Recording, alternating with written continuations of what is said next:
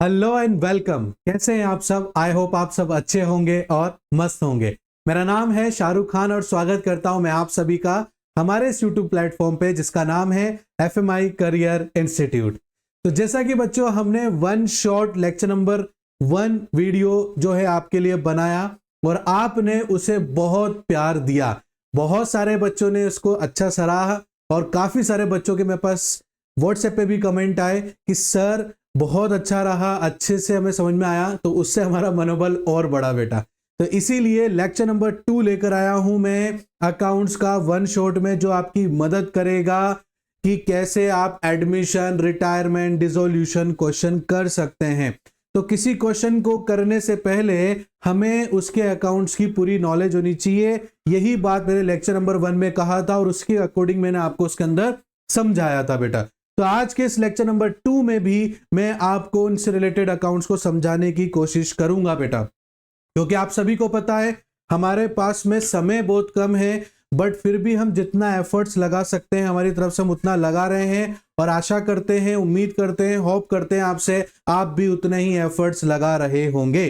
तो चलिए बिना किसी देरी के सॉरी, आज की इस क्लास को स्टार्ट करते हैं।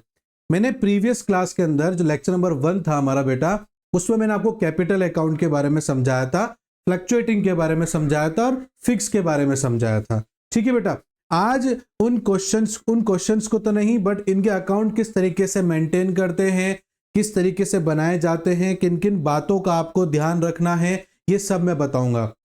तो बने रहिएगा आज की इस पूरी क्लास में, स्किप बिल्कुल मत करना कि हाँ मेरे को बस यही कॉन्सेप्ट समझना था, समझ लिया, चलो अब स्किप कर देते हैं और आगे बढ़ते हैं। ऐसा मत करना बेटा, वीडियो लास्ट तक जरूर देखना, क्योंकि आज की इस क्लास के अंदर मैं आपको फिक्स कैपिटल के अंदर किस तरीके से अकाउंट मेंटेन करते हैं, फ्लक्चुएटिंग में किस तरीके से करते हैं, रिवैल्यूएशन क्या होता है, रियलाइजेशन क्या होता है, इनके बारे में समझाऊंगा। ये चीज समझ ली बेटा आपने तो fundamental complete, admission complete, retirement complete और डिसोल्यूशन कंप्लीट, इनमें जो जो अकाउंट्स बनाने की हमें रिक्वायरमेंट होती है वो सब हो जाएगा। फिर आप जो है प्रैक्टिस करोगे तो धीरे धीरे आपको और अच्छे समझ में आएगा और आपके पेपर आने तक आप अच्छे से करने लग जाओगे। ये वीडियो स्पेशली उन बच्चों के लिए है जो बिल्कुल नहीं पढ़ पाए हैं, उनके कॉन्सेप्ट बिल्कुल क्लियर नहीं है, ये वीडियो उन्हीं बच्चों के लिए।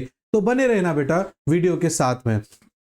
तो चलिए बेटा हम पहले फिक्स से लेते हैं कि फिक्स्ड कैपिटल अगर होगा तो आपको कितने अकाउंट बनाने हैं। तो बेटा जब भी फिक्स कैपिटल होगा तो मैंने आप लोगों को बताया हुआ है बेटा कि 2 अकाउंट बनाने हैं अपन को। एक तो आप बनाओगे जहां पर आप सिर्फ कैपिटल की एंट्री करोगे, जिसको अपन बोलेंगे कैपिटल अकाउंट, और दूसरी होगी बेटा आपकी करंट अकाउंट। ये 2 अकाउंट आप लोगों को बनाने हैं। अब इन अकाउंट के अंदर क्या क्या एंट्रीज करनी है वो देख लेते हैं। तो सबसे पहले हम देखते हैं बेटा कैपिटल अकाउंट। ठीक है बेटा, ये हमारा कैपिटल अकाउंट है। सपोज कीजिए कि हम 2 पार्टनर ले रहे हैं यहाँ पर, तो ये 2 पार्टनर है, ये उसका पर्टिकुलर है, फिर ये 2 पार्टनर्स हैं और ये उसका फिर पर्टिकुलर्स हो गए बेटा। ठीक है, इस तरीके से आप अकाउंट बनाएंगे, है ना। ये आपकी डेबिट साइड हो जाएगी बेटा, ये आपकी क्रेडिट साइड हो जाएगी। ये आपका बी पार्टनर, ये ए पार्टनर और ये पर्टिकुलर बी ए और ये पर्टिकुलर। बहुत ध्यान से समझना बेटा, ऐसा मत सोचना कि सर क्वेश्चन नहीं करा रहे हैं, फॉर्मेट बता रहे हैं। बेटा क्वेश्चन से ज्यादा इंपॉर्टेंट होता है फॉर्मेट। फॉर्मेट समझना, आपको ये तो पता होना चाहिए ना कम से कम कि आपको अकाउंट में कौन सी एंट्री किस साइड करनी है। यही नहीं पता होगा और हम डायरेक्ट क्वेश्चन पे चले जाएंगे तो क्या सेंस है फिर उस क्वेश्चन को करने का। Is that clear? तो इन चीजों को समझो। वन शॉट के अंदर मेरा यही लक्ष्य है कि मैं कम समय में आपको हर चीज बता दूं ताकि ये 4-5 चैप्टर आगे कंप्लीट हो जाए। सोचो अगर आपके 4-5 चैप्टर कंप्लीट होते हैं तो कितना समय बचेगा आने वाली क्लास में, क्योंकि बहुत से बोर्ड्स में अकाउंट्स के पेपर लेट हैं, बहुत सौ की जल्दी है। मैं कुछ नहीं कर पा रहा बेटा, मेरे से जितना हो पा रहा है मैं उतना जल्दी जल्दी वीडियो बना के डाल रहा हूं बेटा। बट जिनके बोर्ड्स लेट हैं उनके देखना ये पूरे चैप्टर्स में कंप्लीट करवा दूंगा वन शॉट्स के अंदर। ठीक है बेटा, अब आपके पास में कैपिटल अकाउंट है बेटा, फिक्स से अपन लोग कर रहे हैं मेंटेन। तो इसमें सिर्फ आपको 4 एंट्रीज करनी है। कौन सी एंट्री? एक तो जो आपके पास में बैलेंस होगा, पहले का जो भी बैलेंस होगा कैपिटल का वो आप यहां पर एंट्री करेंगे। Is that clear?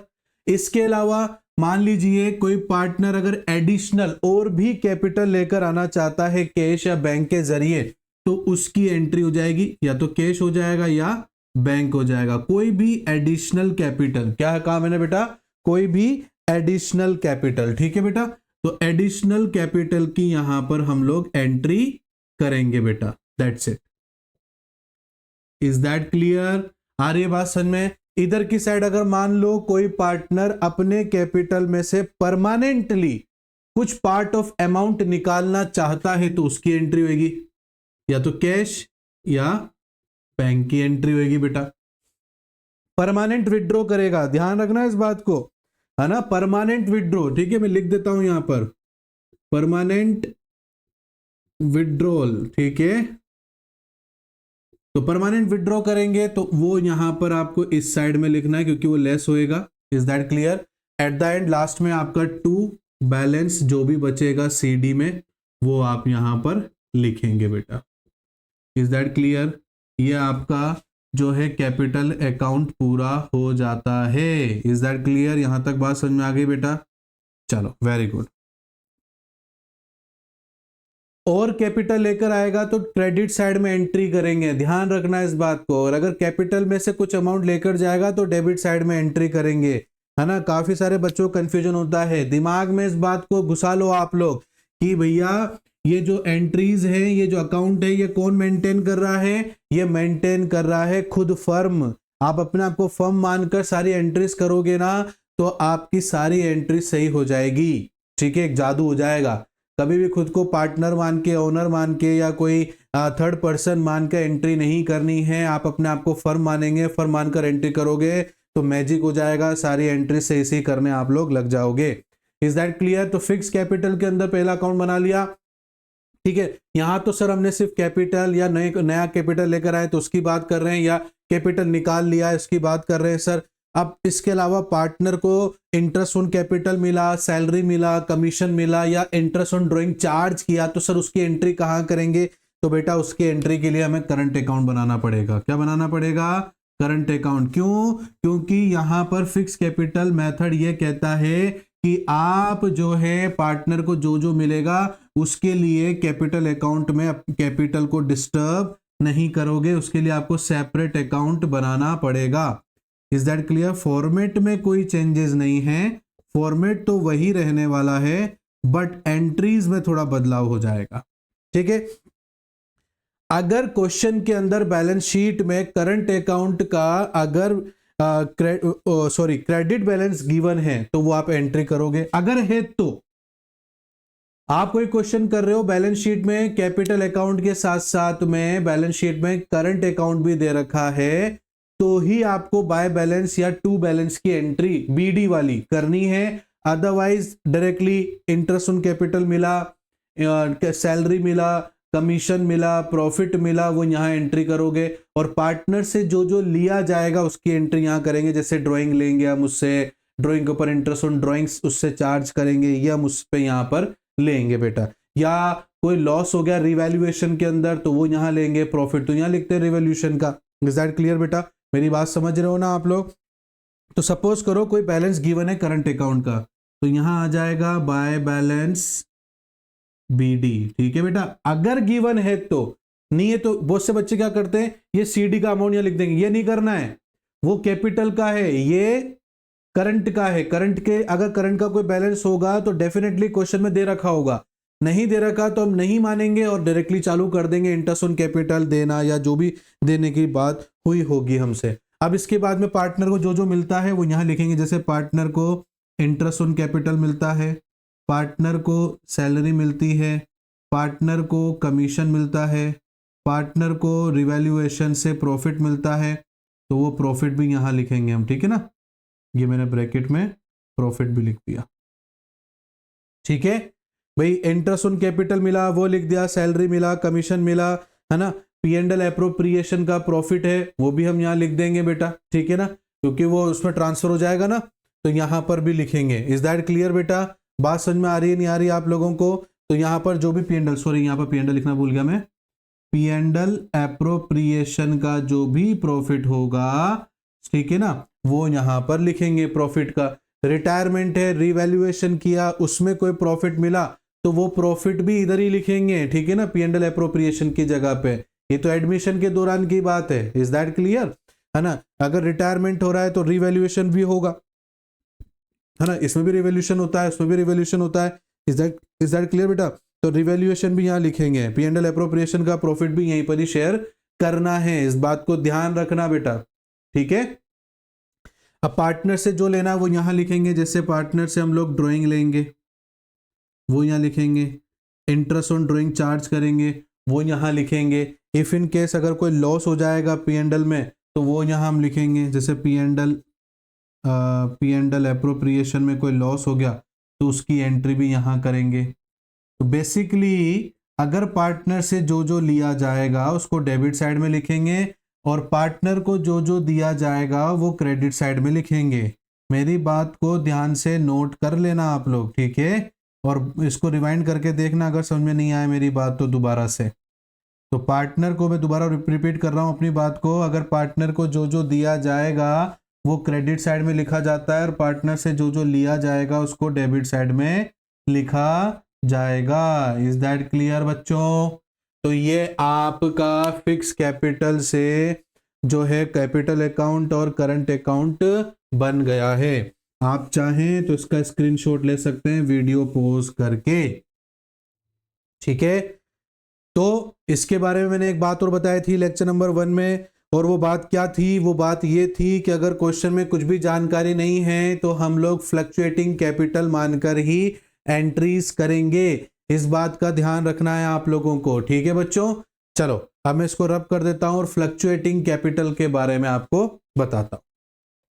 तो फ्लक्चुएटिंग कैपिटल, ठीक है, फ्लक्चुएटिंग कैपिटल में सिर्फ एक ही अकाउंट बनेगा क्योंकि उसी में ही हम कैपिटल की एंट्री करेंगे। उसी में अगर पार्टनर को कुछ अमाउंट देना है, चाहे इंटरेस्ट ऑन कैपिटल का देना हो, है ना, चाहे सैलरी देना हो, कुछ भी देना हो, वो सारी की सारी एंट्री हम वहीं पर ही करेंगे। तो ये हमारा फ्लक्चुएटिंग कैपिटल है, फ्लक्चुएटिंग कैपिटल जिसमें एक ही अकाउंट बनता है, उस अकाउंट का नाम है partners capital account. Is that clear.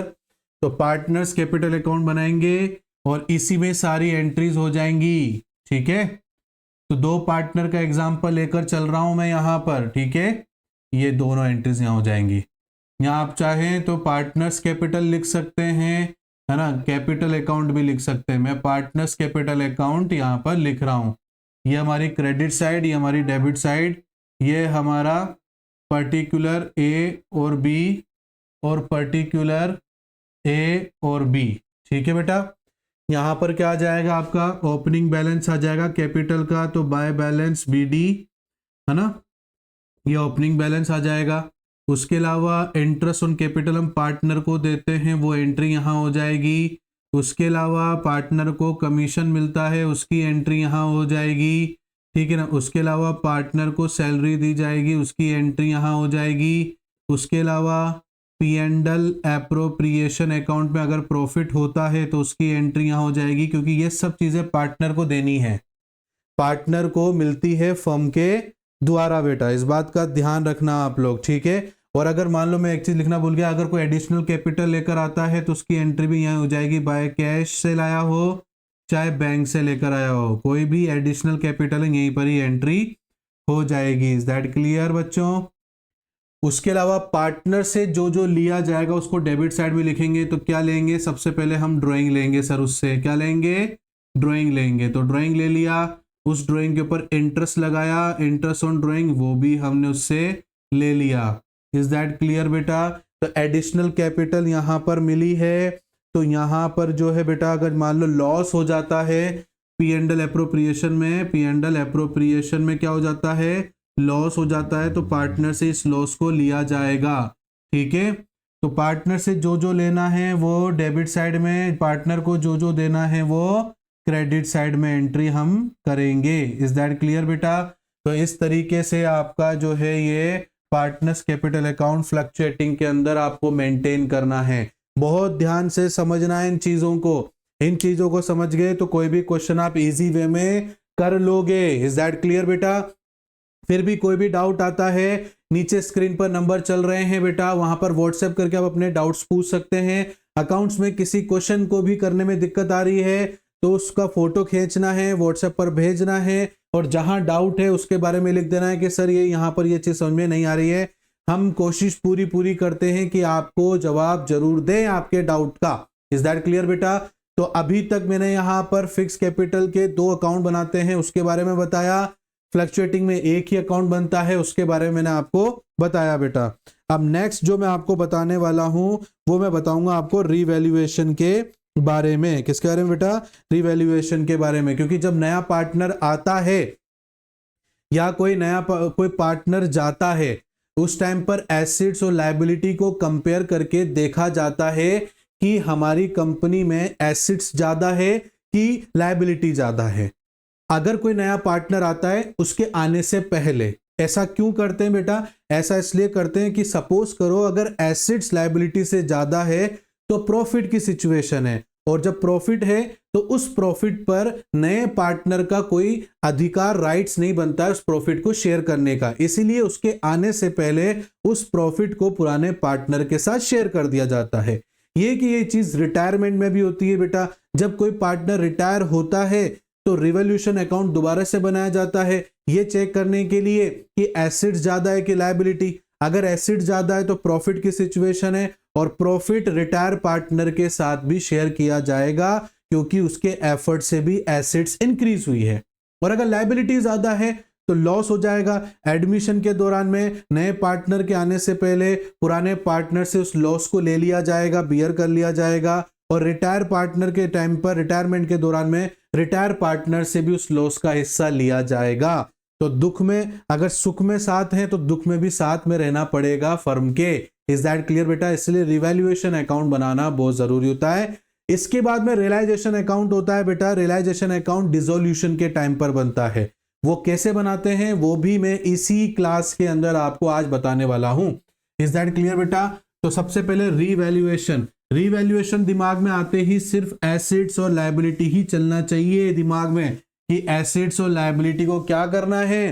Compare करना है। Is that clear? कैसे करना है? और बहुत आसान है।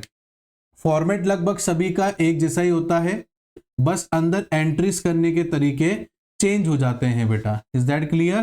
तो फॉर्मेट में तो वही है, एक अमाउंट का होता है, एक पर्टिकुलर का होता है, दैट्स इट। ठीक है, ये क्रेडिट साइड है, ये अमाउंट है, ये पर्टिकुलर है, ये अमाउंट है और ये आपका पर्टिकुलर है, ये डेबिट साइड है। इज दैट क्लियर बच्चे?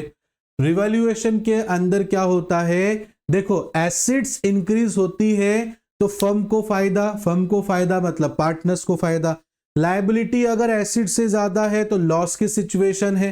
ठीक है, तो जब भी एक बात हमेशा ध्यान रखना बेटा, फायदा जब भी होगा उस फायदे को हमेशा क्रेडिट साइड में लिखा जाता है अकाउंट के। तो अगर एसेट्स इंक्रीज होती हैं, एसेट्स की वैल्यू इंक्रीज होती है तो उसकी एंट्री क्रेडिट साइड में करेंगे क्योंकि एसेट्स बढ़ेगा तो फायदा होगा और फायदे को क्रेडिट साइड लिखेंगे, ध्यान रखना।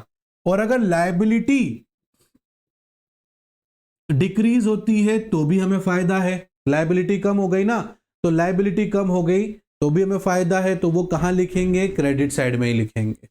बट बेटा इसका वाइस वर्सा करना है, उल्टा करना है। क्या करना है? अगर एसेट्स कम हो गई तो लॉस हो गया और लॉस को हमेशा हम कहां लिखेंगे? डेबिट साइड में लिखेंगे। लॉस को कहां लिखेंगे बेटा? डेबिट साइड में ही लिखा जाएगा। इज दैट क्लियर बेटा? और अगर लायबिलिटीज इंक्रीज हो जाती हैं तो हमें तब भी नुकसान है। लायबिलिटी कम होगी तो फायदा है, लायबिलिटी अगर ज्यादा होगी तो नुकसान हो जाएगा और नुकसान की एंट्री हम डेबिट साइड में करेंगे। ठीक है, तो जितने भी एसेट्स हैं गुडविल को छोड़कर, उनमें अगर कोई वैल्यूएशन के अंदर चेंज आता है जो कि आपको क्वेश्चन के एडिशनल इंफॉर्मेशन में बताया जाएगा, तो उसके अकॉर्डिंग आपको कंपेयर करके इसमें एंट्रीज करनी है। एसेट ज्यादा है तो याद रखना फायदा होता है, फायदे को क्रेडिट साइड लिखते हैं, और एसेट्स कम होती है तो नुकसान होता है, नुकसान को डेबिट साइड में लिखते हैं। बस ऐसे याद कर लेना इसको, आपका रिवॉल्यूशन बन जाएगा बेटा। देखो बेटा, कोई अनफोर्सिन लायबिलिटी भी कई बार क्वेश्चन में आ जाती है। तो अनफोर्सिन लायबिलिटी मतलब ऐसी लायबिलिटी जो हमें पहले पता नहीं थी या हमने रिकॉर्ड नहीं किया था, अचानक से हमें पता लगता है उस लायबिलिटी के बारे में, तो उतने से अमाउंट से क्या होता है, लायबिलिटी इंक्रीज हो जाती है। तो क्योंकि इंक्रीजिंग वैल्यू लिखनी है, दैट क्लियर बेटा। तो अनफोर्सिन लायबिलिटी अगर होती है तो लायबिलिटी इंक्रीज हो गई, लायबिलिटी इंक्रीज होगी तो डेबिट साइड में आएगा, क्योंकि आपका जो क्या नाम से लायबिलिटी इंक्रीज होती है तो लॉस होता है। ऐसे ही अनरिकॉर्डेड एसेट्स आ जाती है कई बार क्वेश्चन में, बच्चे कंफ्यूज हो जाते हैं, सर अनरिकॉर्डेड एसेट्स का क्या करें, ये रिवोल्यूशन में आएगा क्या? बिल्कुल आएगा बेटा। अनरिकॉर्डेड एसेट्स मतलब आपको पहले पता नहीं था कि आपके पास इतने वैल्यू के एसेट्स भी है, अचानक पता लग गया तो आपकी वैल्यू एसेट्स की बढ़ गई ना, एसेट्स की वैल्यू बढ़ गई मतलब फायदा हो गया। फायदे को कहां लिखेंगे? क्रेडिट साइड में लिखेंगे बेटा। तो इस तरीके से आप रिवैल्यूएशन अकाउंट को मेंटेन करेंगे। आई होप आपको बहुत अच्छे से समझ में आ रहा होगा। Is that clear? मैं बार बार नहीं बोलूंगा बेटा, आपको डाउट आता है नीचे स्क्रीन पर नंबर चल रहे हैं, वहां पूछ सकते हो बेटा, कमेंट बॉक्स में पूछ सकते हो, हम दोनों ही जगह आपको जवाब जरूर देंगे बेटा। Is that clear? बात समझ में आ रही है आप लोगों को? चलो एक लास्ट अकाउंट हमारा बच रहा है रियलाइजेशन, जिससे आपका सब कुछ कंप्लीट हो जाएगा। रियलाइजेशन को थोड़ा सा आप लोग अच्छे से देखने की कोशिश करना बच्चों, क्योंकि यहीं पर ही बच्चे बहुत सारे रियलाइजेशन में मिस्टेक करते हैं और ये डिसोल्यूशन का पार्ट होता है। Is that clear? Format same है, बस एंट्री करने का तरीका बदल जाता है। क्या हो जाता है बेटा? एंट्री करने का तरीका बदल जाता है। ठीक है, तो ये हमारा रियलाइजेशन का बना रहे हैं हम लोग, ये रियलाइजेशन का बन रहा है। ठीक है, जब डिसोल्यूशन होती है फर्म, ठीक है, फर्म भी डिसोल्यूशन या पार्टनरशिप डिसोल्यूशन हो रहा हो तब बनाया जाएगा। ये डेबिट साइड होता है, ये क्रेडिट साइड होता है, ये अमाउंट होता है, ये पर्टिकुलर, ठीक है, अमाउंट और particular realisation account. Is that clear बेटा? अब इसके अंदर कैसे गेम करना है, मतलब कैसे इसको करना है, तो इसमें आपकी सबसे ज्यादा मदद करेगा जो क्वेश्चन में बैलेंस शीट आपके पास में गिवन है। क्या गिवन है बेटा? बैलेंस शीट गिवन है। एक क्रॉस फॉर्मूला याद रखो, जैसे कि एसेट साइड इधर होती है, लायबिलिटी साइड इधर होती है। रियलाइजेशन में क्या होगा, सबसे पहले आप लोग लिस्टिंग करोगे कि मेरे पास में क्या क्या है, एसेट्स में क्या क्या है, लायबिलिटीज में क्या क्या है, उसकी लिस्टिंग करोगे। उसकी लिस्टिंग भी रियलाइजेशन में होगी।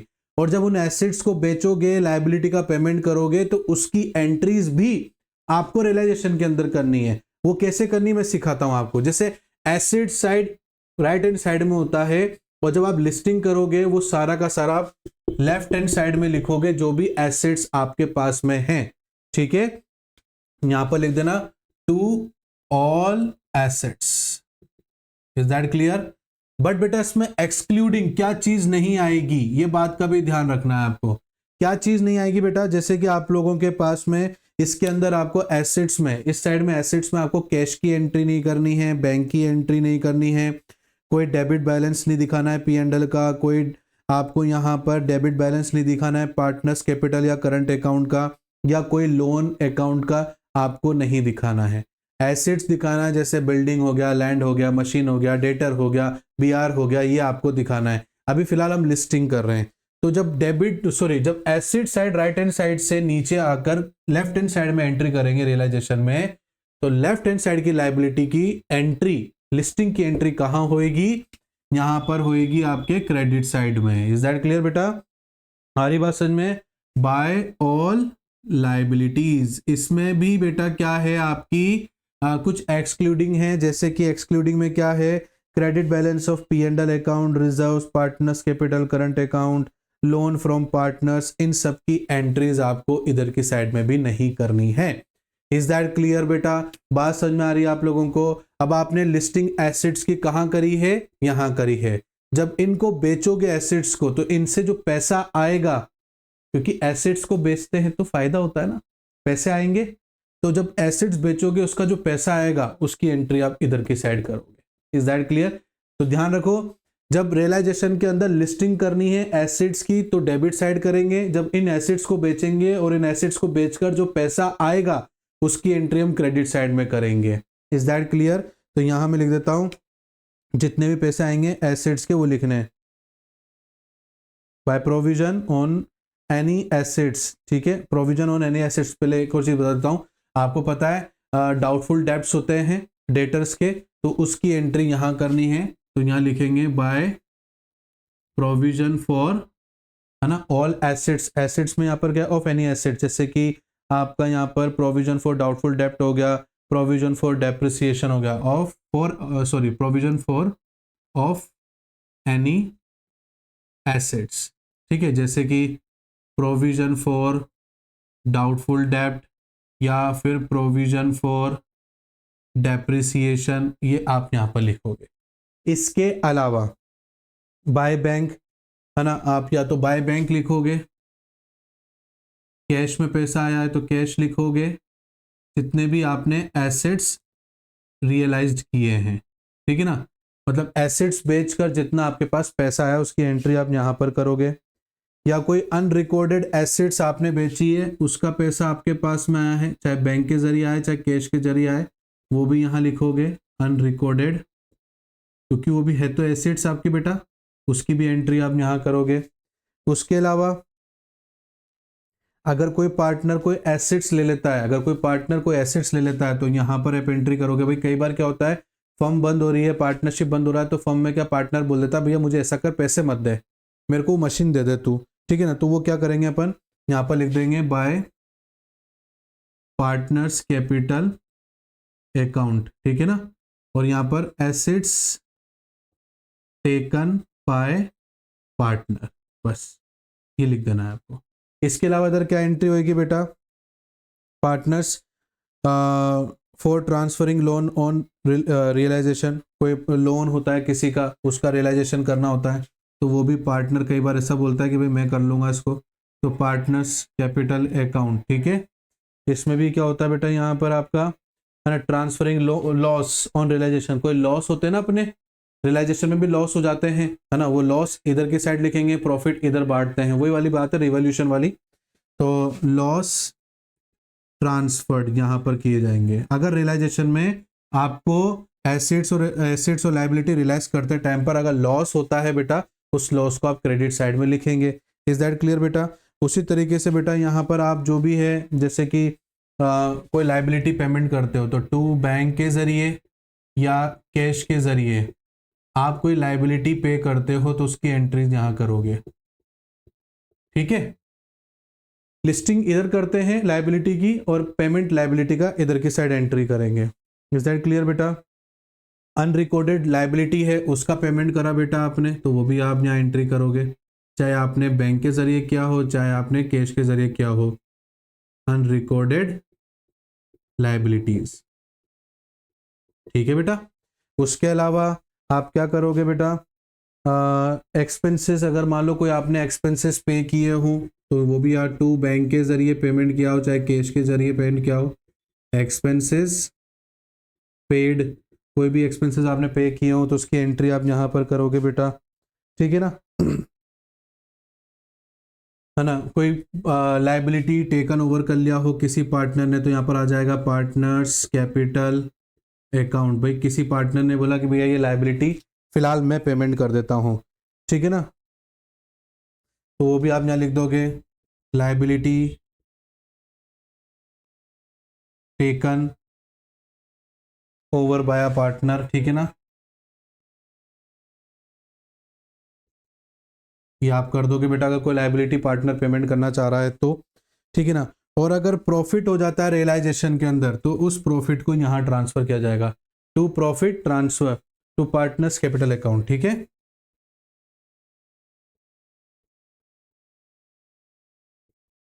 Profit transferred. ठीक है, अगर रियलाइजेशन के अंदर कोई भी प्रॉफिट होता है तो उस प्रॉफिट को जो है इधर की साइड बांटेंगे पार्टनर्स के बीच में, और अगर लॉस होता है तो वो इधर की साइड बांटा जाता है बेटा। Is that clear? रियलाइजेशन और रिवैल्यूएशन में भी ऐसा है। रिवैल्यूएशन में मान लो बेटा ये क्रेडिट साइड है आपकी, मैंने बताया था रिवैल्यूएशन के अंदर एसेट ज्यादा है तो उधर लिखेंगे। ठीक है ना, अब क्रेडिट साइड ज्यादा है डेबिट साइड से, तो प्रॉफिट यहाँ ट्रांसफर करेंगे, ठीक है ना। और अगर रिवॉल्यूशन के अंदर डेबिट साइड ज़्यादा है और एसेट्स डेबिट साइड ज़्यादा है और क्रेडिट साइड कम है, इसका मतलब क्या हो गया, लायबिलिटी ज़्यादा है और एसेट्स कम है। तो लायबिलिटी ज़्यादा है तो और एसेट्स कम है तो मतलब नुकसान हो गया, तो लॉस को यहाँ ट्रांसफर करेंगे। तो सेम ही प्रोसीजर है, रियलाइजेशन में भी ऐसा है। अगर क्रेडिट साइड ज़्यादा है तो प्रॉफिट की सिचुएशन है, फिर प्रॉफिट यहाँ पार्टनर के साथ इस साइड में डेबिट साइड में बांटेंगे। और अगर डेबिट साइड ज़्यादा है तो लॉस की सिचुएशन है, उस लॉस की जो सिचुएशन है उसको कहाँ ट्रांसफर करेंगे, कहाँ बांटेंगे, पार्टनर के साथ में क्रेडिट साइड में बांटेंगे। Is that clear. तो दोनों में प्रॉफिट और लॉस को बांटने का जो प्रोसीजर है बेटा वो सेम ही है। Is that clear. तो ये रियलाइजेशन था बेटा, आई होप आपको समझ में आया होगा। यहाँ पर एसेट्स की लिस्टिंग करते हैं, जब एसेट्स को बेचेंगे तो उसकी एंट्री यहाँ करेंगे, और अगर लायबिलिटी की लिस्टिंग यहाँ करेंगे और लायबिलिटी का पेमेंट करेंगे तो उसकी एंट्री यहाँ करेंगे। पूरा क्रॉस में चलता है प्रोसीजर, ठीक है ना। आई होप आपको यह समझ में आया होगा। आज की इस क्लास के अंदर मैंने बेटा फिक्स कैपिटल के दोनों अकाउंट लिए, फ्लक्चुएटिंग का एक अकाउंट लिया, रिवॉल्यूशन मैंने आपको बताया, रियलाइजेशन मैंने आपको बताया, जिस वजह से आप जो है fundamental of partnership, admission, retirement और डिसोल्यूशन आराम से कर सकते हैं। फिर भी किसी क्वेश्चन में, किसी कॉन्सेप्ट में अगर आपको डाउट होता है तो आप नीचे दिए गए नंबर पर व्हाट्सएप करके मुझसे पूछ सकते हैं, नहीं तो कमेंट बॉक्स में भी आप पूछ सकते हैं। तो इसी तरीके से बेटा हार्डवर्क करना। और आज की क्लास अगर आपको अच्छी लगी हो तो बेटा प्लीज लाइक जरूर किया करो, अपने और भी बाकी दोस्तों के साथ शेयर करना, और सब्सक्राइब करना और बेल आइकन प्रेस करना बिल्कुल मत भूलना बेटा, क्योंकि ये तीनों चीजें हमारा मनोबल, मोटिवेशन को बनाए रखता है। तो चलिए मिलते हैं नेक्स्ट क्लास में एक नए लेक्चर के साथ में। तब तक के लिए thank you and bye bye बच्चों।